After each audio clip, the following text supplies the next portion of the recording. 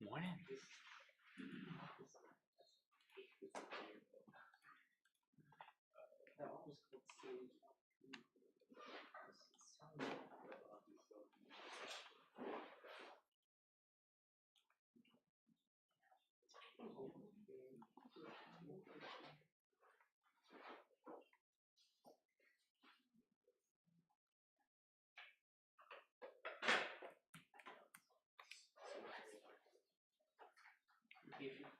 Okay, welcome back. Anything good come up as you're looking through Module 2? Thinking about data and random numbers and yeah. Question on the semi-log Y plots. Yeah. Does that just change the y-axis scale? Yes. It doesn't change the inputs you're putting, it just changes the scale on the y-axis you're looking at? Yeah, exactly. Yep.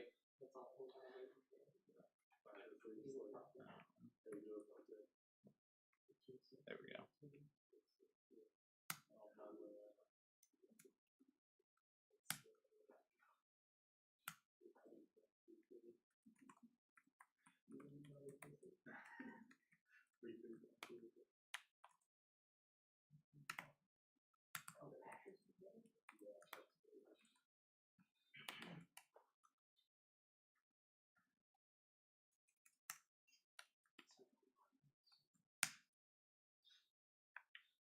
Yeah, like if you look at like 0 to 10 x, like 3 to the x, then it looks like it's 0 for most of the time, then at 6 it starts jumping up. But then, oh, there we go. Changing that to like semi-log y, now it becomes like a straight line because to the x power is like 1, yeah, linear kind of slope that way. But it's not changing like the values of 3 to the x. It's just bringing it down to a different scale. I think you can also do like, how do we do it? Scale.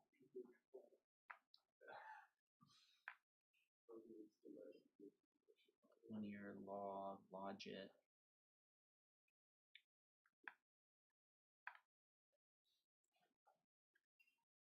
Yeah, you can use this.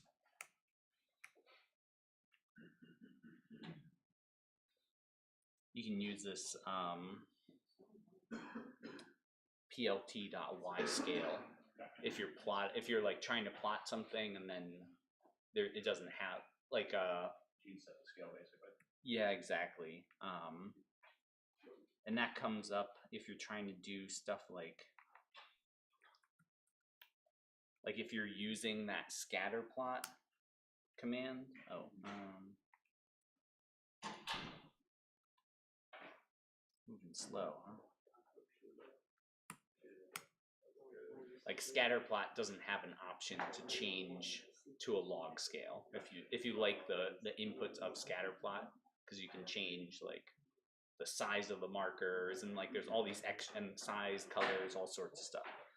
So if I wanted to put this onto a log scale, I could say plot scatter and then plot y scale. And I think I just write, oh my god, log. And now it puts it onto log. The funny thing to me is like log keeps changing on a plot. It's log base 10. So what is the is base? Yeah. Whenever you say like log scale on a plot, it's always log 10. Otherwise, there would be like e to the 0, e to the 1 on this left axis. Gotcha. But by default, the word log in almost every programming language is log base e. But this is log base 10. This one is, yeah, if you change the y scale, then it's log base 10. So plotting is always log 10 for some reason. I think because engineers plot everything. But then math is always log base e because I think mathematicians are the ones writing the code.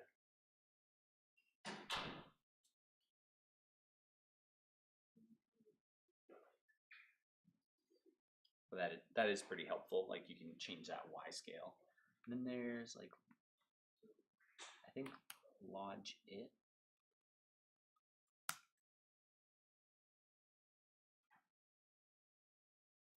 Yeah, if you had values between 0 and 1.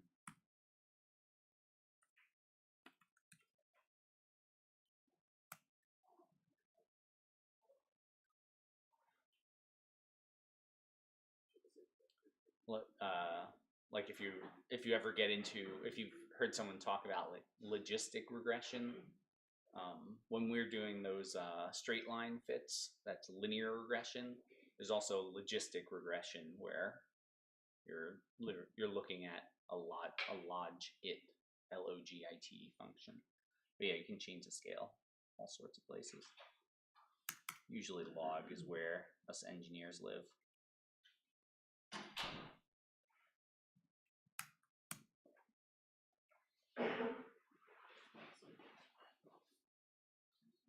Anything else coming up? Yeah.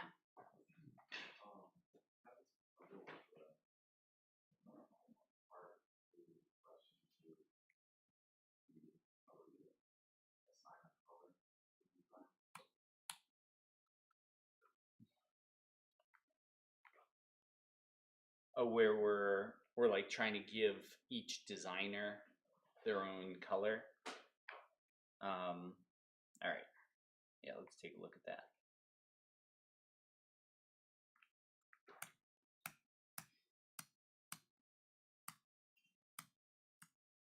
All right, so I have my transistors loaded up. I was looking at like different box plots, I think last on Friday with section 2.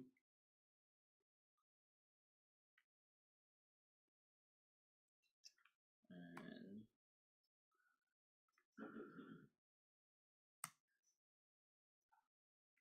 all right, so first I just want to see if I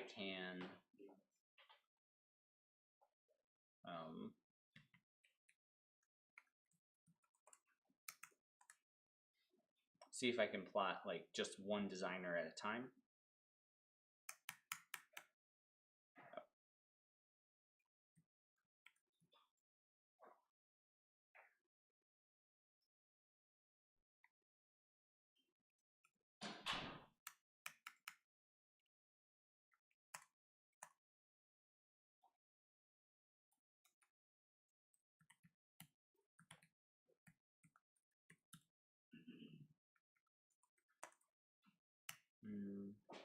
And let's say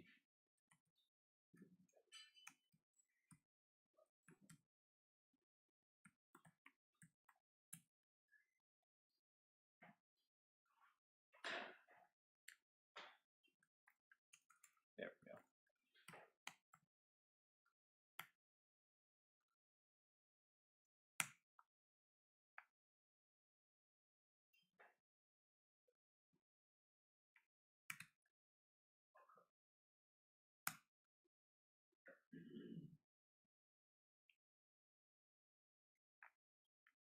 So what I'm doing here is, rather than plotting all of the data, I'm just saying, like, give me a list of all the unique designer names. So that .unique is going to turn this into just, like, rather than listing IBM 16 times, it's only going to give me one value of IBM. Yeah, so I have all these different, so when I asked for unique number 1, it gave me Intel. When I asked for 0, it gave me Garrett AI Research, with like, I think only had 0. I don't know how, maybe it didn't have any transistors, I don't know.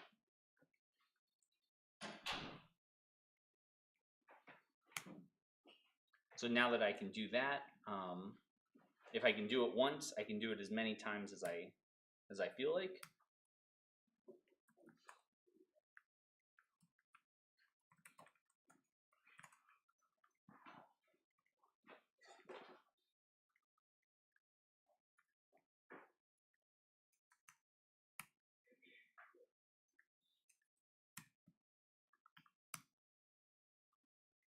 So I'm taking that like that one Boolean operation and turning it into a variable, and the variable I'm going to keep updating in a for loop.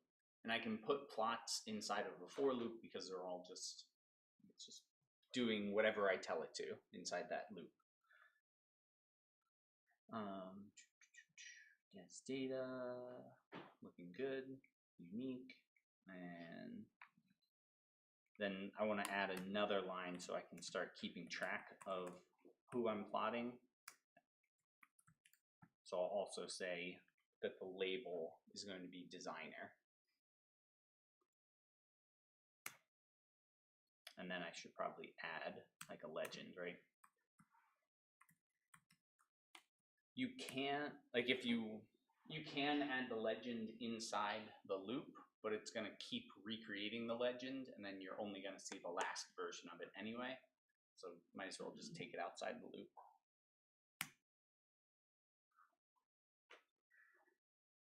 Then I have like all these different,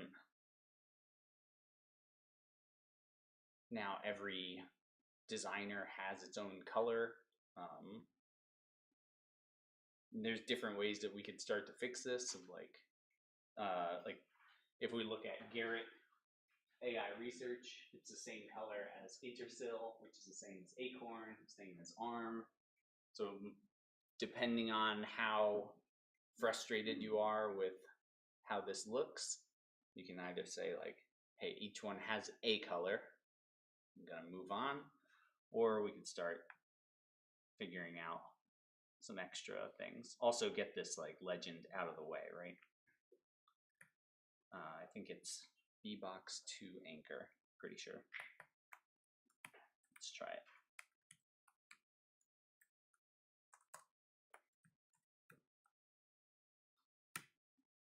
And then I think I can change the number of n calls equals 2. No. Calls? Man, what is it?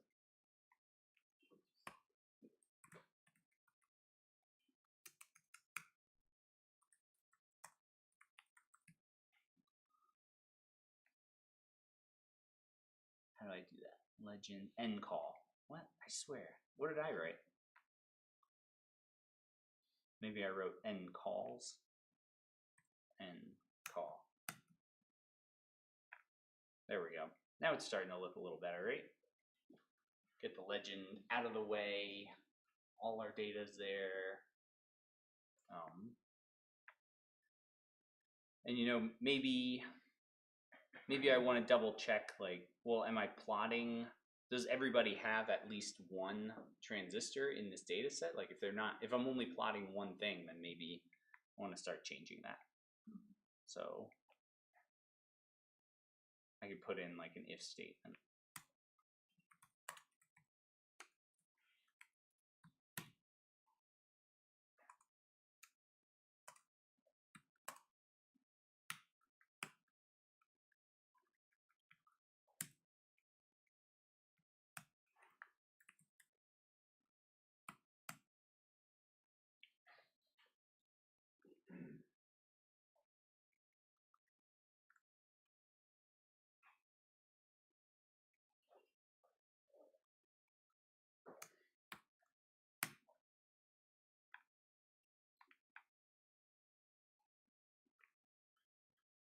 So now I started changing, like if there's only one or two data points, now it's a circle. So now I've got multiple like labels based on how many processors they actually created. So Intel made a lot, NEC made more than 2, IBM also, IBM and Nintendo probably only made 1, but IBM somewhere in here, I can't find it. IBM, there we go. IBM made a lot there. It also, sometimes it drives me crazy, like to have them, like they're all out of order, at least to me. Like why not start like alphabetically or something, or arrange them by like number? So I could say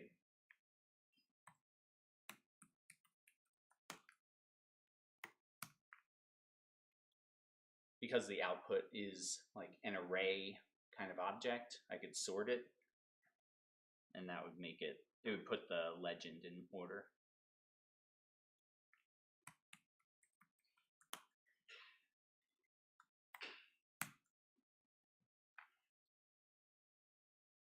Now it's a little more manageable that way.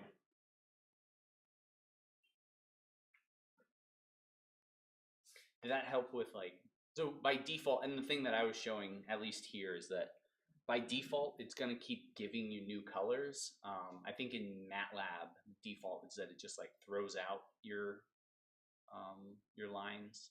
And then if you don't tell it, then it just keeps plotting more stuff in the same color. Matplotlib at least tries to give it a new color. It cycles through some stuff.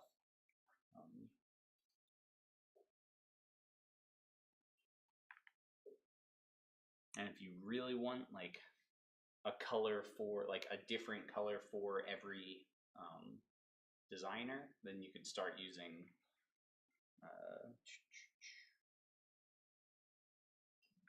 coming up.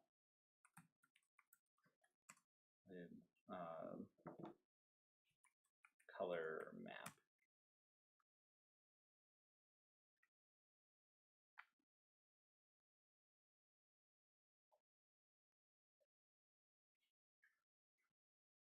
So there's all these different kind of color maps. There's even Taylor Swift color maps.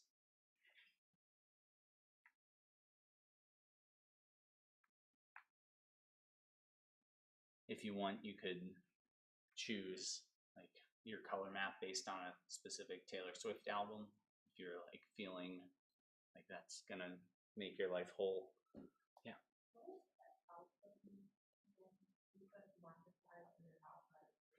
What happens when you change it? Did you try a different number?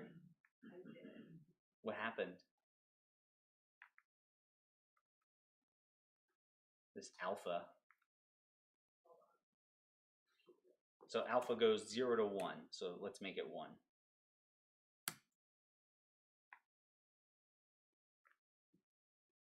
Now that's what our plot looks like.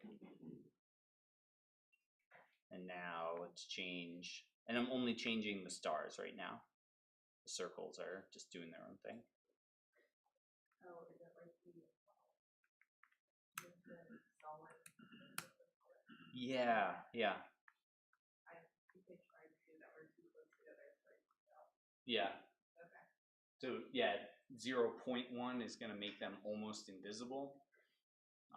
That can be helpful if you have a lot of data points that are falling right on top of each other, because now the darker, so if we look from 2010 to 2020, there's a lot of stuff happening and the data points are getting darker because they're all like right on top of each other, competing with each other, versus out here in the 1980s, sort of Wild West, just a couple of processors every couple of years. But that's alpha. It's a weird way of changing opacity. So changing, I think the alpha is how transparent, or no, because it is opacity, because 0 is 0, 100% transparent. Anyway, 1 minus transparency, I think, is alpha. That's what I'm going for. 1 minus transparency.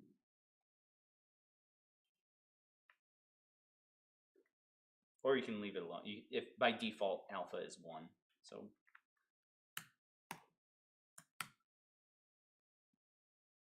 I'm just getting fancy.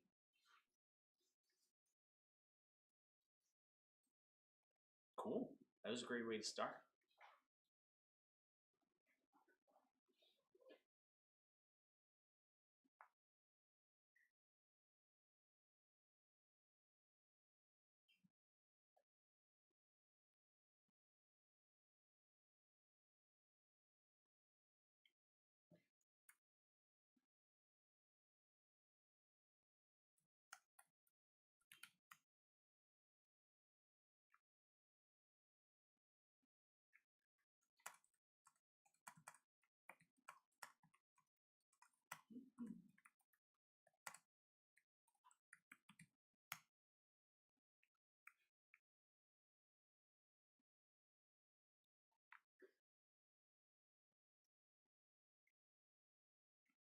So you can look this up in like the Matplotlib documentation and figure out like what are all the symbols. The reason I'm asking ChatGPT to do it is one, it's gonna show me like describe everything, and that's fine. But really, what I want is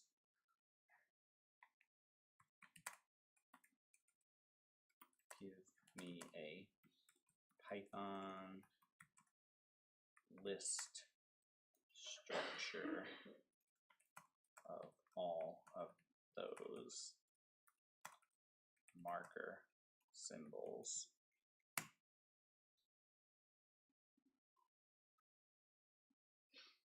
There we go. That's what I wanted. Because this is something that I've typed out by hand in the past, and it's just kind of annoying to like transcribe every marker shape into a list of things, when all I really want is just like an actual like list of markers, so that now I can come in here, say like, just paste that in. Markers is that.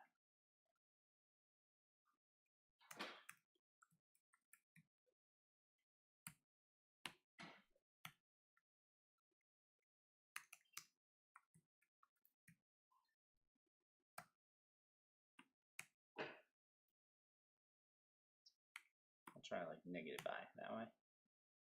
Just give them two different marker sizes. And then again, some more like fancy Python stuff. Right now I'm doing a loop for every designer name, but if I also want like a counter, something that's going from 0, 1, 2, 3, I can use enumerate. That'll give me both the item and its index in that list. So I'll say I, designer, and enumerate.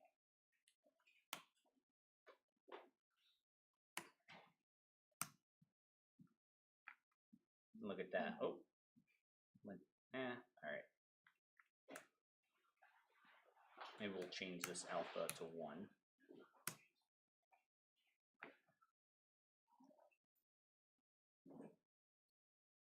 Oh, okay. There's probably more designers than there are markers. So maybe we should go -I for both of them. Because I think negative values you can start over from the top. Now it's still getting stuck.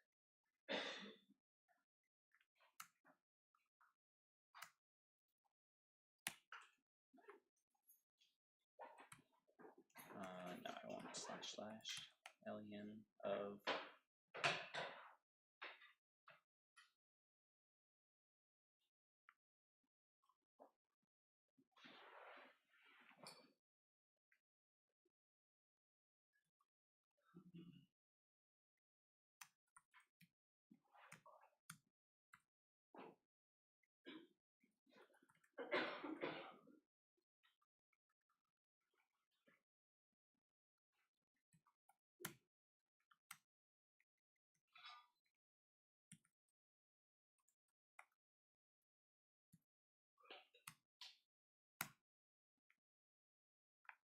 what?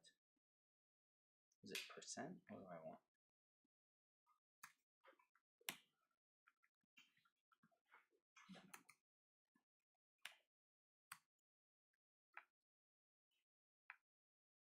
I'm doing something wrong. Really, what I want is like, what am I doing wrong?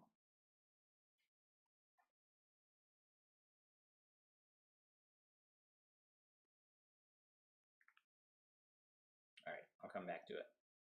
I'll check in, see what else is going on. But anyway, that's what I wanted to show, is that we can get like a list, kind of use some modern tools to get some old school result, just like a list of every marker that's available to us, something like that. But I'm doing something wrong with my indexing.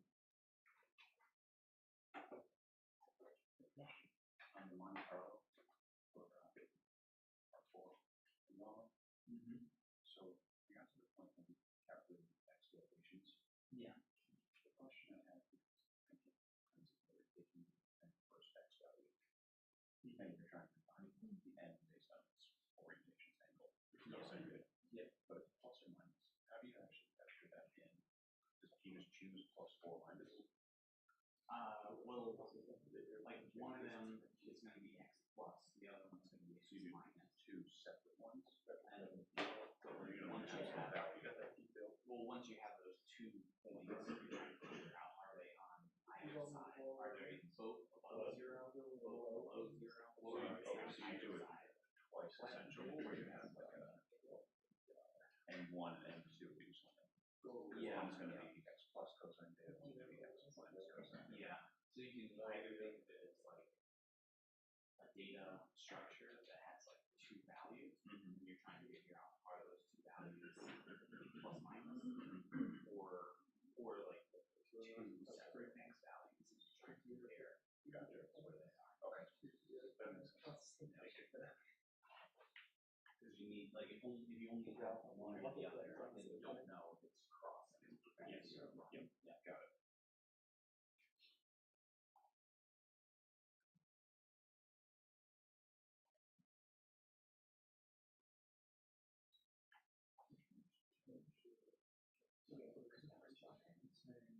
Well, what do you mean I'm sort of knowing that it's not my airplane? Is that is this like the project you get assigned an airplane? And this is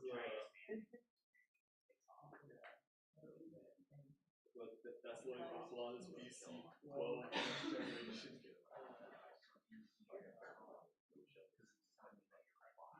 What was it? Awesome. Swirl. Rabbits.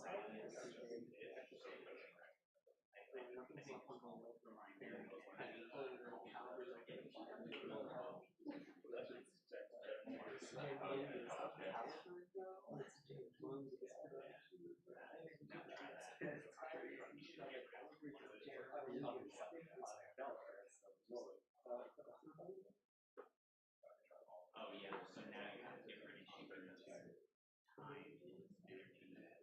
Every value mentioned right there. You want time just the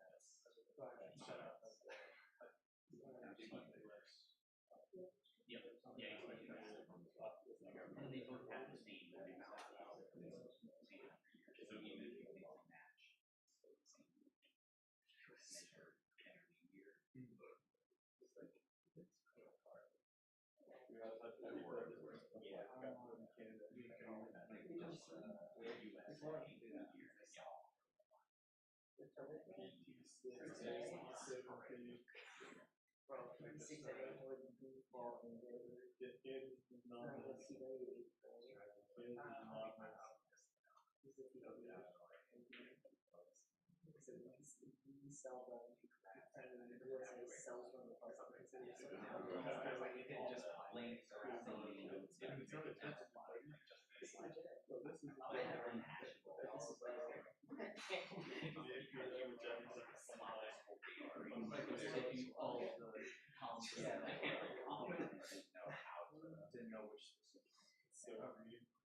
Sometimes it works, but it gives you a whole bunch of noise. Yeah.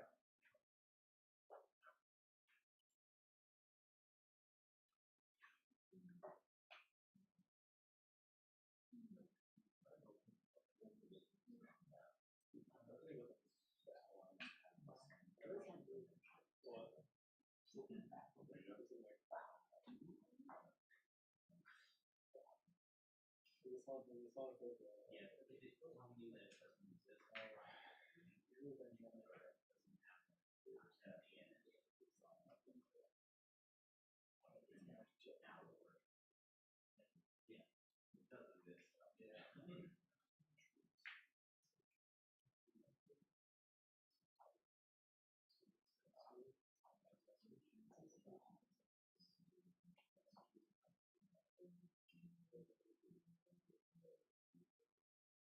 Yeah, so there's one global compass, and then you're changing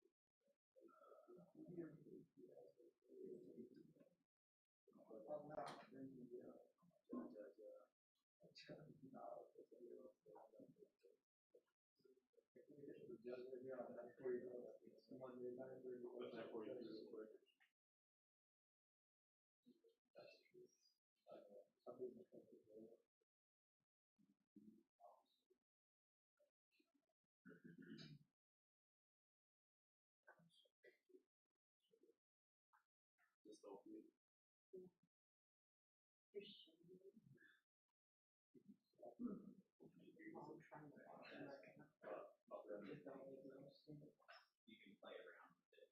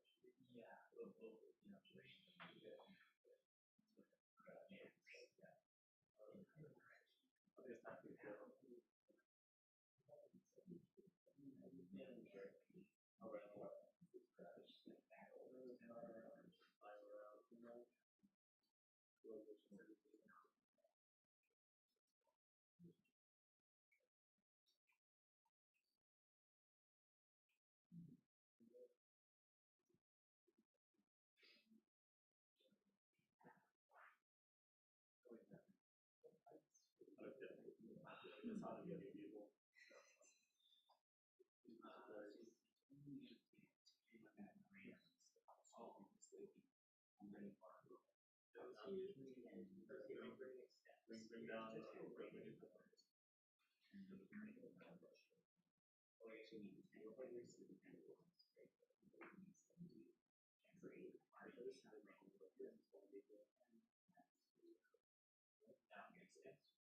what's the value of A and B? the value of A is 0.4. Why is that a different number? But is it the 2 log? Yeah, it is. Oh my gosh.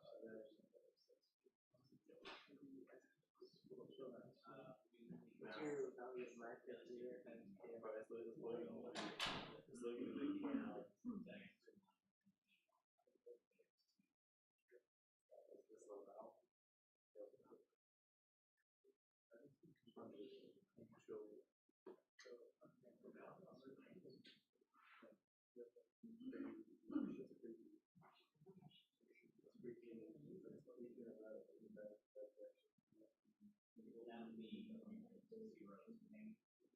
You should be getting a different answer from 0 times 2. You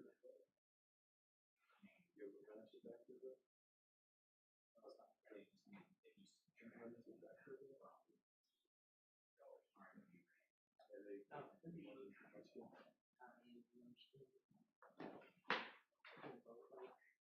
Is this the value of A and B? I think it is.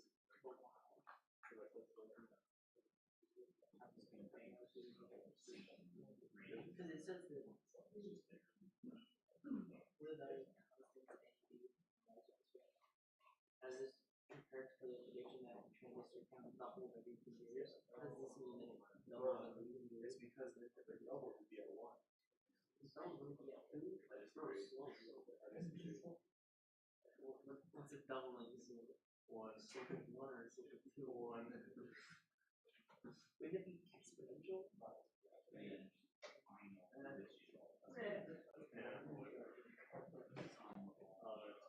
You probably have one bad day.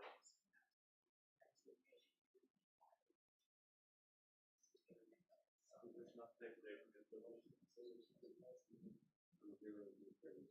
This is huge.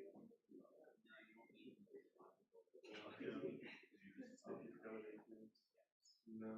Actually, did you write Wiki trace? Yeah, it's like electrical circuits. Yeah, they're electrical circuits or engineering. Yeah, how the previous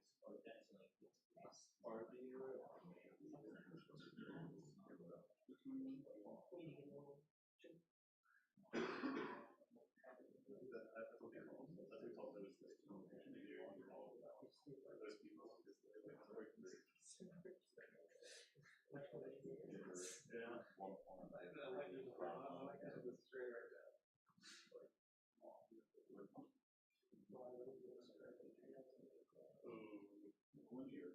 Oh yeah. Well, let's go first for it. Paul Orlando. He's like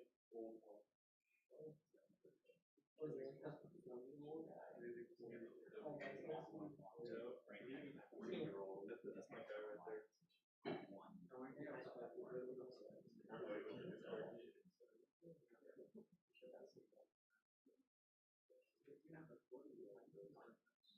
That's my guy right there.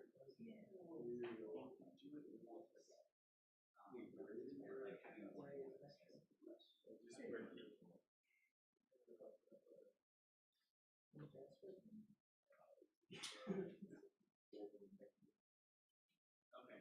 Yeah, if you want to put it in a little bit there. Not the same thing.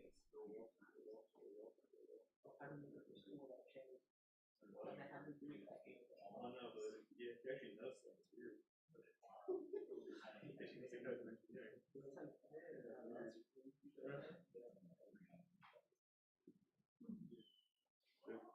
There's my sports walking. Yeah. Is your dad? Range was Was he get married? No. So he's been here for a while. That's like, you know how many sports is there? No, there's like not many. Yeah, at least five.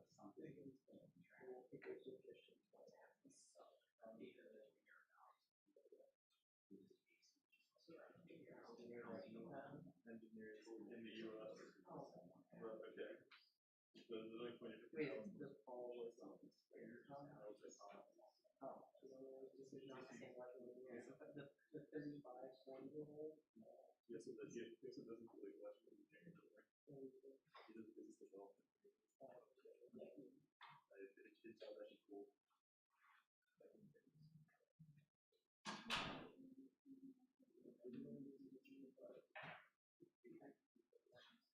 Okay. I see. You are. No, that was just great. It's just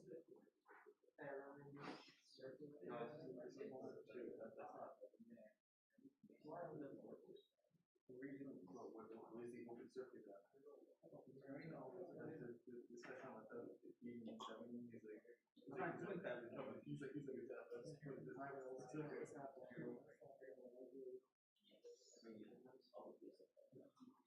yeah, actually. Yeah,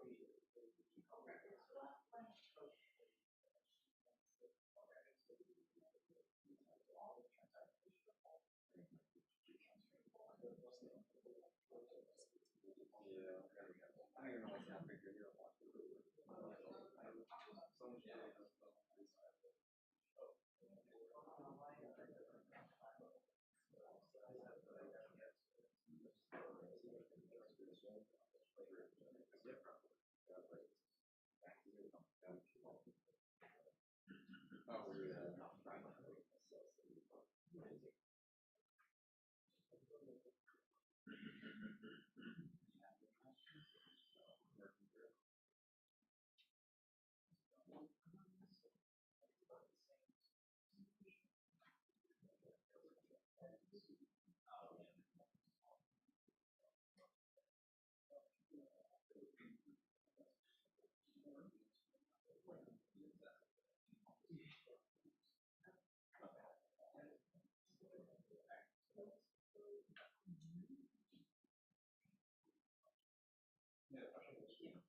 So, circling back to what you just said, problem 1.3, we're doing a regression on the transistor line. Yeah. So the original because you can NP1. Let's say about that. Or when you're doing your polytech here, you're taking the 1 base 2 of your transistor count. Yeah. Yeah. Why do you have to do log 2? So you could be any base. Yep. So for instance, if I just took log 2, just this would now be base 10. Right? So when I did Well, that's base E, sorry. it is base. Okay. So when I did that, and I did basically it changes. If I have one president and I plot it based on equation right here, like E to the B, E to the A times. I don't think that's So E to the A is my two regression coefficient here. It changes these D values. Yes, definitely unchanged. Why is that? One. The line still looks like a good fit, but it changes those constants. Yeah, because one you're doing a polyfit log with E. So the function that you're fitting is E to the AX plus B rather than 2 to the AX. Should it be 2 to the AX plus B? So I did that because one of the questions Moore's law says every 2 years number of transistors doubles. So if I put it in a log-based system, It should fit basically. It's apples to apples. well, log-based 2 now Should be a it's straight line. the slope. Well, it's a straight line no matter what the log scale is. Like a 10, pi, e, whatever exponent thing you want to use. But if you put a 2 there, now the slope that you're getting is telling you how many years it takes to double. So 2 to 1 is a double. And I end up with like 0.49, which is pretty close to The actual. 2 times 0.4. 2 times is basically that 2 to 1. So Gotcha. roughly. Okay. That's what I did basically. Yep, no, that makes sense. you got some. Yeah, if the wall is like a triple every year, then log base 3 makes sense. So it still holds true that this. So with this connection would be the 1 base 2. Transition kind of A times D plus B. Yeah. And then it would also switch to here. So it's transition kind of E, or so it'd be 2 to B times 2 to the A. Yeah. Times D. Okay. Yeah. Yeah, going in and out of log scale, whether you use like 10 to, whatever number you want, it's always like take the log of it and then take the exponent. So even I did the 1 base E, it's still, the line's still thick, but it's not as correct. I mean, it's just the slope is harder to interpret. But now you have to plug in, like, all right, what is So E is 2.7 something, whatever it is. So it's Yeah. not 2. It's not easy. so now I have to compare like E to the A times 2. Yep. Is that Okay. Is that every 2 years? That makes sense. Yeah, it's just one of the many ways. Another way to compare it is like just manually plug in. All right, if I started at this transistor count and I double every 2 years, what does that look like? Like sort of that line. Yeah. Like, okay. And again, no matter what log scale you use, right? It's the same. Yeah. Okay. That makes sense. Thank you. So with this A times A plus B, is this like thinking the value of A right there, or is that what is this? Is that So what would so you are using like log base 2. Okay, so that if you're using like log 2 to the 1, doesn't mean that it's 2 to the 2 is quadruple. Right now you're having the 2 to the 0 point sort of. In order to get that to be 1, be about 2. so is this the value? What's the value of A? Gotcha. Oh, that is this? Oh, okay. So I don't know. They probably saved the video. Yeah, just when you did the log 2 you changed the E to the 2. oh, Thank you.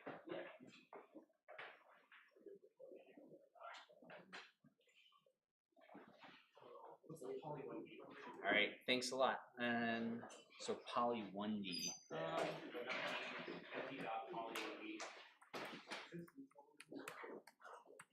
I think And then it has 3 arguments. This one uses XI, YI, and 1. that one would be same.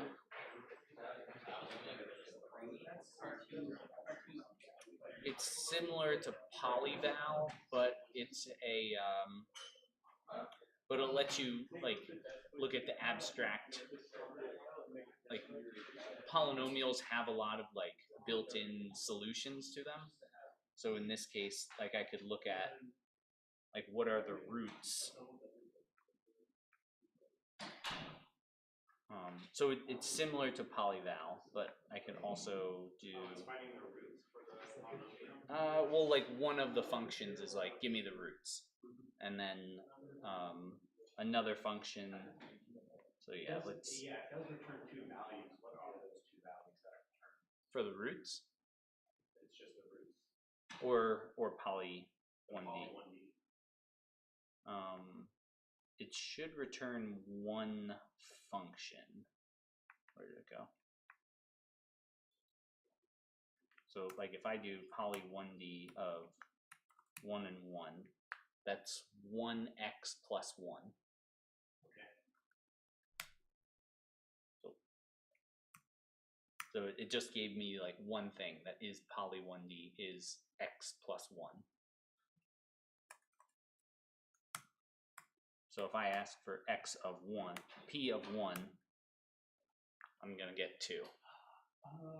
Because it's a polynomial that's whatever I plug into that one dimension, and it's a one-dimensional polynomial function, like just x values of x to the something. Okay.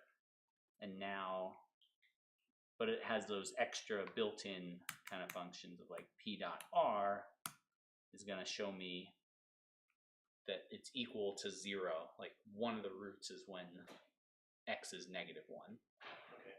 So if I plug in Now, p of -1, I should get 0. And that's what I get. Yeah, that poly 1D. so when you use the 3 arguments, it's not giving you like x squared plus x plus 1. Yeah, so this is x squared plus x plus 1. Okay. So p of -1 gives me 1 because it's 1 squared minus 1 plus 1. Or -1 squared minus 1 plus 1. 2 minus 1. Yeah, 2 minus 1. Give you 0. Or what happens if you put p dot that one? Then I should get 2 roots. Yeah. Yeah, plus or minus 1/2, or 1/2, -1/2 plus minus square root 2 j. Like Is negative. j or I? J is I, yeah, imaginary number. Okay.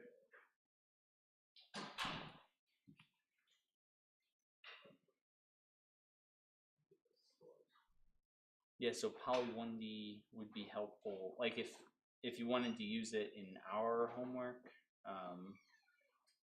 that would be helpful in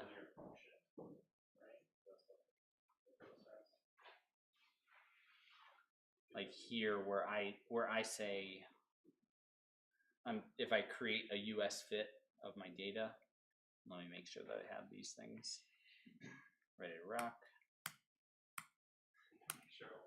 Yeah, but I could say np.poly 1D of US fit.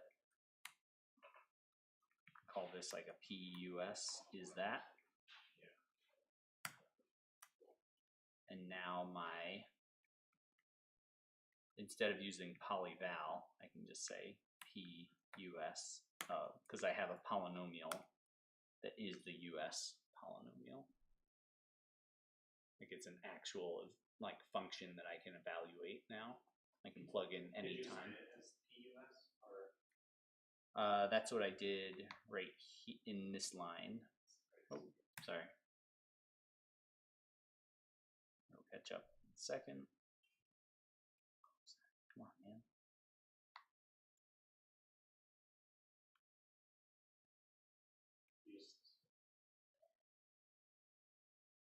Right there. It's poly. So PUS is that poly 1D of the US fit. Yeah, yeah. But that's how you use like poly 1D. Use it in conjunction with the polyfit normally. Unless you already know the polynomial, like if you have coefficients of a polynomial, like classic like math class of like here's a second order polynomial and here's the coefficients. You could be like, all right, give me the roots. But if you're trying to do a fit, then you'd say, here's my data, do a polyfit. Now I have poly 1D, plug those coefficients into a function that I can evaluate at any point. Which is the poly 1D, right? Yeah, that poly 1D is now like, Whatever you want to plot. yeah.